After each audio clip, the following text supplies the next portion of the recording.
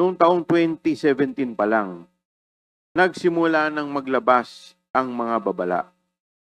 Sunod-sunod ang mga ulat ng Commission on Audit mula 2017 hanggang 2020 na naglantad ng ilang libong proyektong delayed, depektibo, o tuluyang hindi na ipatupad na nagkakalaga ng daang-daang bilyong piso.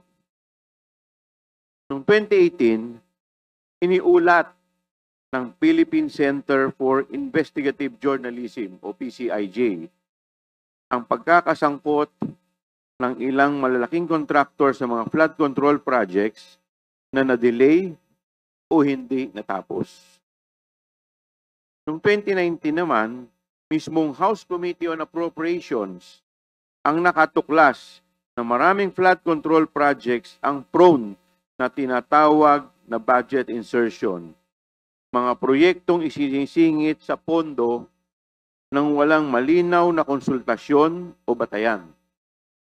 Ayon sa kanilang ulat, umabot sa bilyong-bilyong piso ang halaga ng mga proyektong isinisingit na nagbukas ng malawak na puwang para sa katiwalian at maling paggamit ng kaban ng bayan.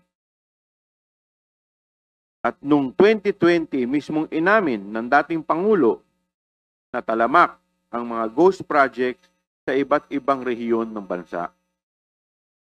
Sa madaling salita, hindi bago ang problemang ito. Ito ay problemang namana, naipon, at napabayaan.